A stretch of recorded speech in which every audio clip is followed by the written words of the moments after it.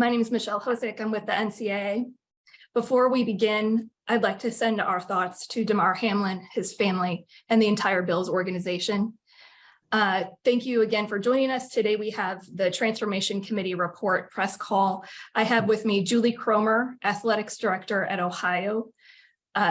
She is co-chair of the Transformation Committee with Greg Sankey, Commissioner of the Southeastern Conference. We will begin with some opening remarks and then have some Q&A. Julie? Michelle, thank you. Thank you everyone for joining us this afternoon. We're very proud to at last be able to publicly share the NCAA Division I Transformation Committee's full slate of recommendations. Just for background, the Division I Transformation Committee was actually born out of the adoption of the NCAA's new constitution about a year ago in early 2022.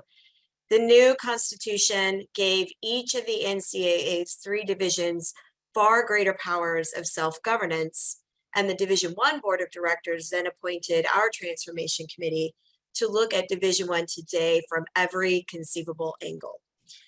The instruction we received was clear. We were to develop a comprehensive set of recommendations that will modernize Division I to better serve the needs of both current and future student athletes.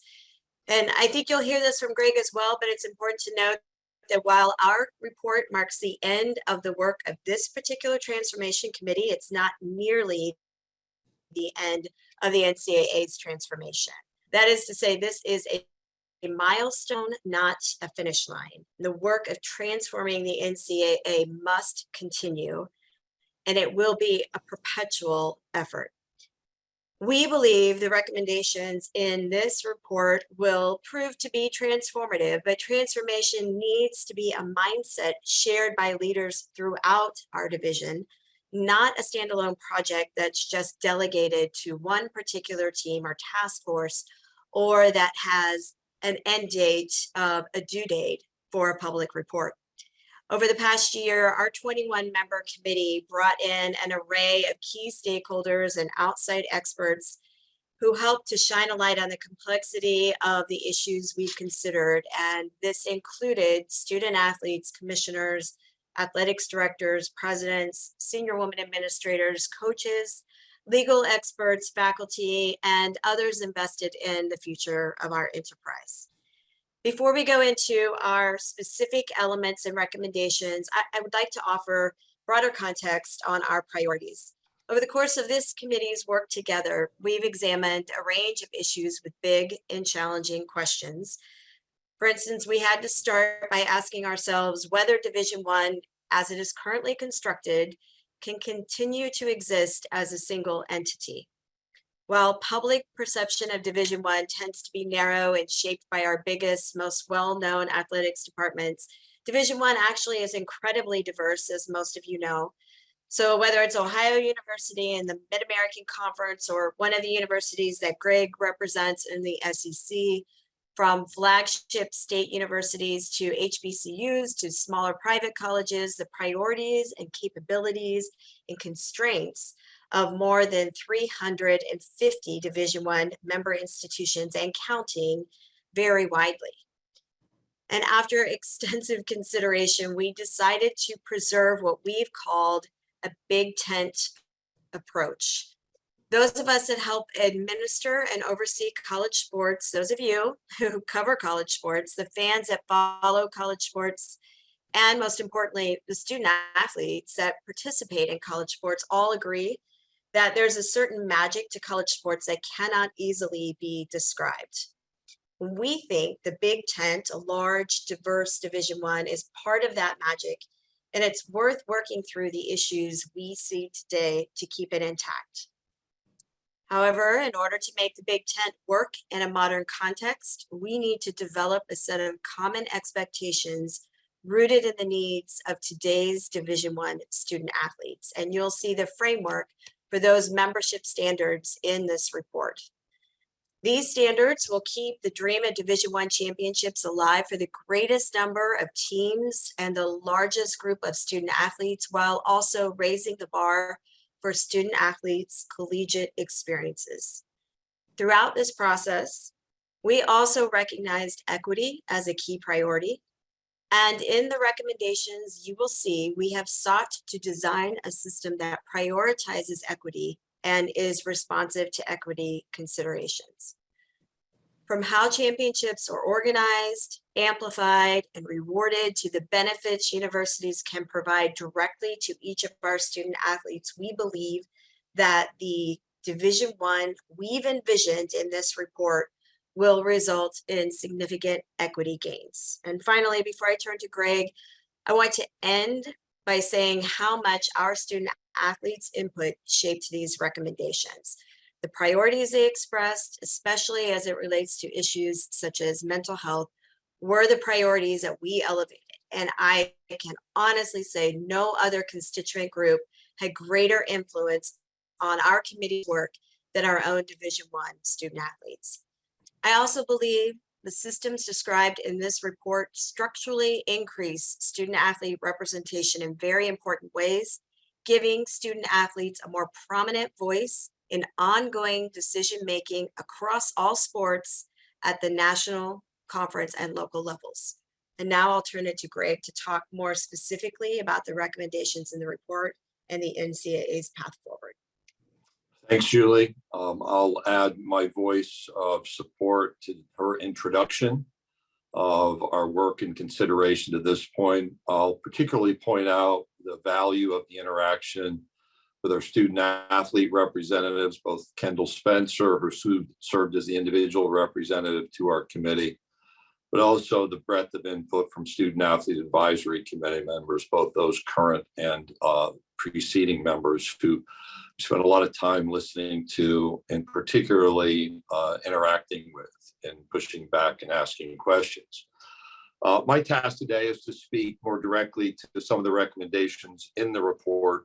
As Julie has pointed out, we have approached this work from the broadest possible vantage point and have been challenged both externally and internally by members of the Transformation Committee to examine Division I from every angle. Within the report, you will see a variety of recommendations. Those range from relatively simple changes to some that have a level of complexity and impact that are important and need additional work through the board's leadership or perhaps some of the structure that's been identified. But in recent months, our focus has been around three core areas: elevating the support for student athletes' well-being. That forms the first section of the report, and I'll refer to that in just a moment. I think it's important to know that while there may be headlines around NCAA championships, the largest part of this report speaks specifically to student athlete support. The second area of recommendations is enhancing the Division I championships experience for the participants, those being the young people involved in our athletics programs, and the third section being a fairer, faster, more equitable NCAA. So that first section, beginning in page 5 of the report, elevating the support for student athletes' mental, physical, and academic well-being, as I noted, is the largest portion of our report. And in recent years, the reality is the environment around college athletics has changed faster than the structures, processes, and rules we use to govern college sports. Our processes have proven to be rigid. We failed to adequately keep up with student athletes' evolving needs and sometimes their wants and asks of us. That friction has played a significant role in the challenge we face across the NCAA and on our campuses today. And so our goal as a Transformation Committee is not to only then catch up, but also to figure out a path forward that can help us advance the effort to meet these needs of our student athletes. And again, these include the physical, mental, and academic well-being elements of our student athletes' experience.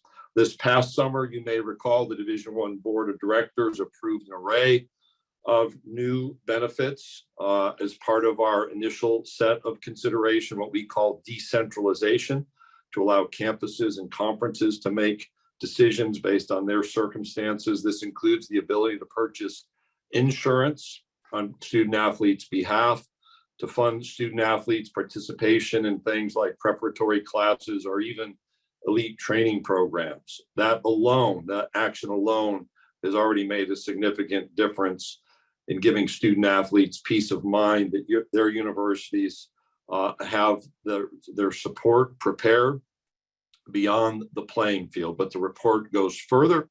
We have introduced the new holistic model for student athletes within the report, which will require Division I schools to ensure that student athletes receive support such as medical coverage for athletically related injury that would extend for 2 years following graduation or completion of their athletics experience, scholarship protections, including those protections around 4-year aid agreements, which has been common among a segment of Division I over recent years, and then direct access to mental health services and resources in line with the NCAA's inter-association mental health best practices. A part of the resource kit that we can use to enact these expectations includes the membership standards for Division I. In fact, that's the most powerful tool at our disposal to ensure that we're raising the floor in terms of the support Division I student athletes receive.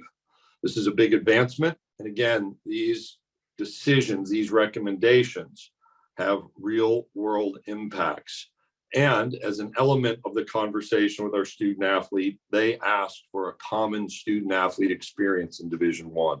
And part of this effort is to address that specific request. The second section of the report, beginning in page 13, does indeed focus on enhancing the experience around Division I championships. And remember, as Julie indicated, the young people in our nation and across the globe in many circumstances dream of participating in NCAA championship events as the pinnacle of their collegiate athletic experience. We felt too often as a full transformation committee that deserving teams don't have that opportunity. And the experience of participating in those tournaments needed to be enhanced. So you'll see that we've recommended expanding championship fields to include the top 25% of schools in sports where there are at least 200 schools fielding those programs in Division I. Note that's a nod to the increased membership of Division I and the desire for access to postseason championships. We also recommend adjusting the NCAA's budgeting to accommodate expanded fields and to make the experience of participating in the NCAA championship consistently worthy of the effort that it takes to simply achieve that destination.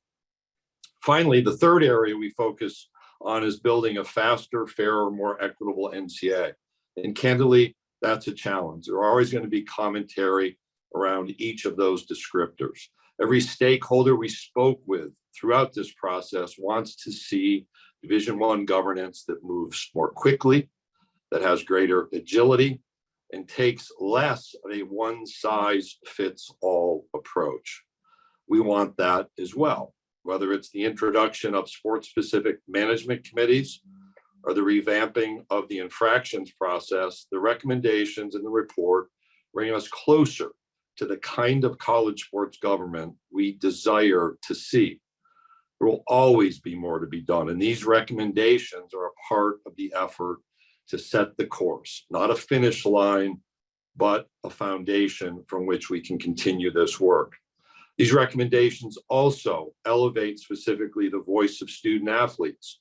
They more nimbly address the specific needs that will be present in each of our Division I sports, and they ensure that our infractions process and our enforcement activity are truly targeted to and punish those who are deemed the bad actors. This is consistent with language introduced by the NCAA's Constitution Committee. Beyond what's contained in the report, you will note at the end, beginning on page 21, there are key issues related to Division I that need to be addressed. Namely, we need a consistent national framework for name, image, and likeness activity. You'll note that there were adaptations approved by the Division I board in October as the Division I board retained oversight of name, image, and likeness activity. but the big picture model to address the needs of a number of our student athletes and our highest visibility sports, especially in football and men's basketball, provide urgent priorities and ones where we are ready and willing to be a part of creating a workable solution. Our Transformation Committee received a significant amount of guidance on these topics, and the reality is the NCAA lacks the legal authority to address some of these elements at present.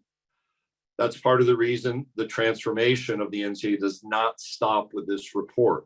It shifts to a new phase. The unfinished work of the Transformation Committee will live on inside the NCAA's new subcommittee on congressional engagement and action. We also know there's a role to be played by the Division I board, by our council, by conferences, and by those representing our campuses. The goal, however, of the Subcommittee on Congressional Engagement is to educate and motivate Congress to work with us to create a clear, fair, and stable legal framework through which these important issues can be adequately addressed. As Julie said, Division I membership is diverse, and the Transformation Committee has recognized that diversity. The same is true for the mix of stakeholders that have an interest in college sports.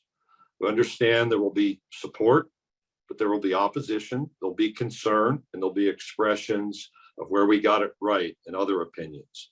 There will also be voices calling for more, whether it's in governance, championships, decentralizations, and student athlete support. That is why this is the beginning to a transformation process that must be ongoing. We understand that, we're prepared for those conversations. Ultimately, we know the road ahead will continue. It will be a long road, and we believe that these recommendations will prove transformative and part of an important start to the continuing adaptation of college athletics, with our student athletes being the greatest beneficiaries. With that set of introductions, I think now we're going to open for questions. If you'd like to ask a question, please raise your hand, and when I call on you, unmute yourself. Thank you. Our first question will come from Ralph Russo of the Associated Press. Thank you very much. Well, for Greg or Julie, though I guess maybe I'll take Greg first on this, because you have talked a lot about through this process that, you know, you didn't name the committee, and the definition of transformation was never clearly laid out there. It was never clearly defined. So as you sort of, you know, put this part of it in the rearview mirror, do you feel like this process, or how do you feel this process has done as far as creating really substantive change? Could it have been done without this committee? Well, I look at our reality. So it was done with this committee, Ralph. You're correct in elements of my assessment, but I'll go back to some observations I think that Julie and I have both provided over time. We're going to look at our ability to support student athletes as a key test. I think we have significantly adjusted and, in fact, pushed for adjustment around the support of student athletes. I expect elements on any number of campuses that have been introduced will be uncomfortable, yet we've heard over and over they're needed. We also had a specific charge under that heading of transformation. It was fairly narrow. There were 5 elements, you know, governance, the regulatory system, the impact of direct support to student athletes, the championship experience. And so I think we've well managed through that. But any reality, particularly in the modern era, it has to recognize that transformation and change is ongoing. We have a new NCAA president who'll begin in March. It was announced just a couple of weeks ago. We now have a set of actions that will be presented to the board. And so the opportunity to take this step in change is in front of the NCAA, and specifically Division I.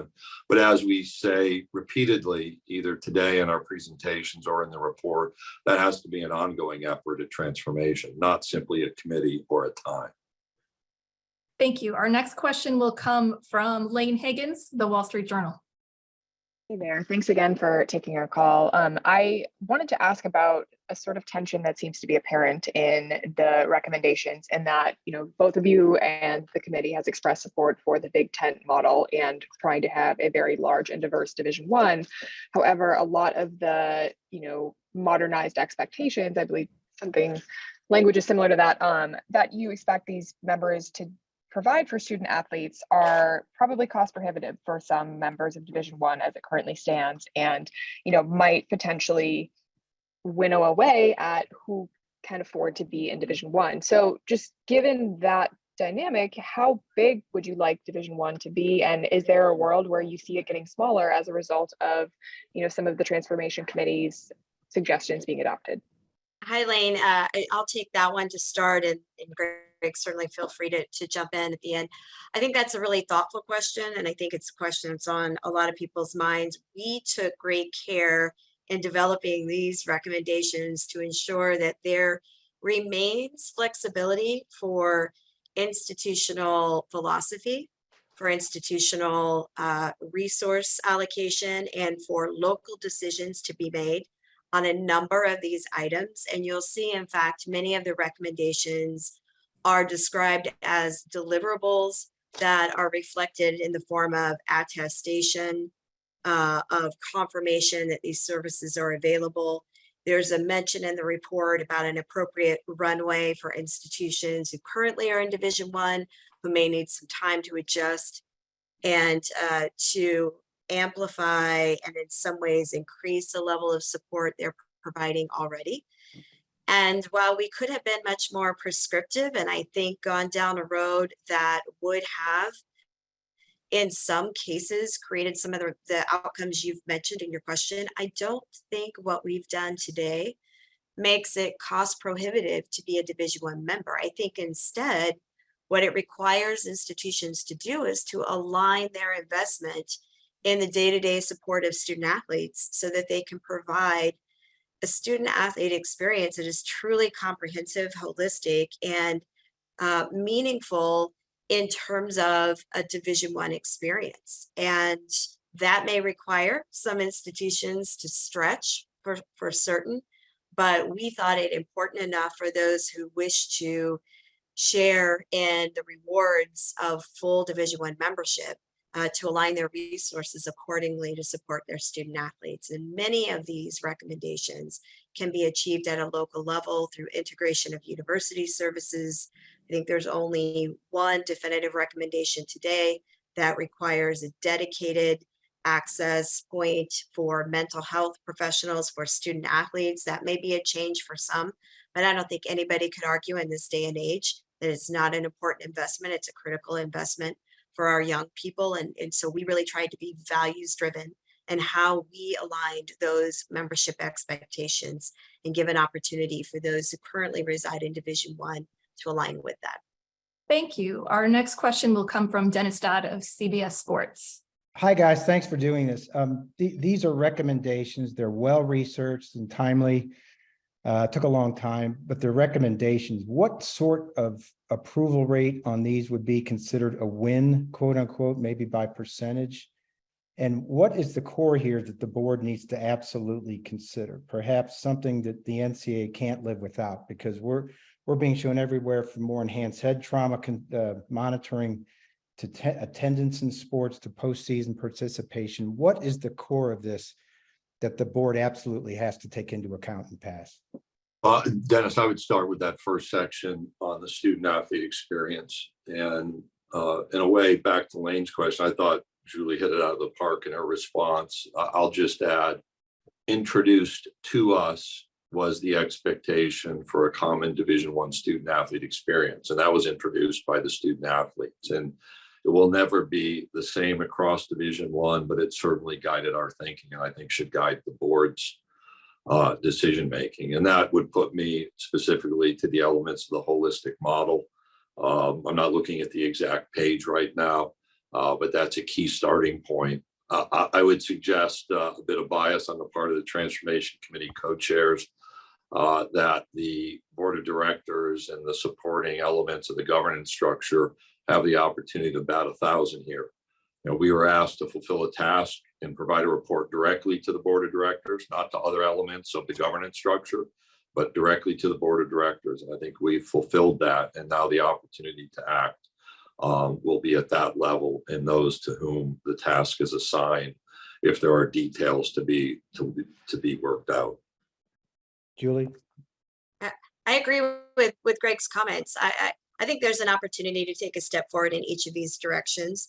You can try to isolate the pieces, but they're connected. The primary priority is the student athlete experience, but we're able to better enhance the student athlete experience by also following the championships recommendations and by also restructuring Division I so that more student athletes have an opportunity to be at the table in decision making that is sports specific as opposed to a more centralized fashion. And so from my perspective, I think the board has an opportunity to take a step forward in each of these sections and on each of these recommendations. Thank you. I have a question that came into me via email from Nicole Auerbach, who has lost her voice, unfortunately. But she is interested in what kind of feedback have you received to date from the Men's Basketball Oversight Committee about the 25% championship participation threshold?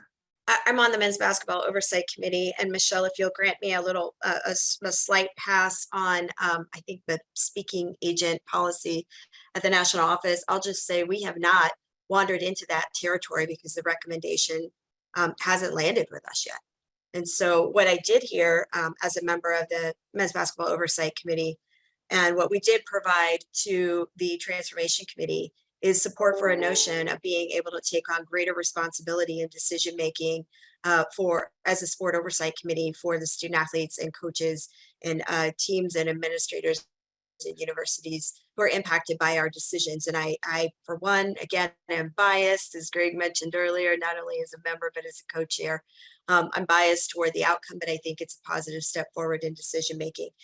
Those recommendations will land with the various sport management committees, assuming they are adopted into a new structure later this spring and summer. And each sport will have the opportunity to take a look comprehensively at what the impact of expanded brackets might be and whether or not it's something they should pursue for their particular championship. Thanks, Julie. Our next question comes from Laine Higgins again. Hi again. Kind of elaborating on that, I had a related question to the section of the report on championships, in that there is a bullet point that says that the goal is to refine the Division I revenue distribution program to reflect contemporary D1 values for athletic performance in more than men's basketball. Is that at all related to the Kaplan report and some of the gender equity findings that were put forth then? And is there any, momentum towards including the results of the women's basketball tournament in the revenue distribution and unit allocation model?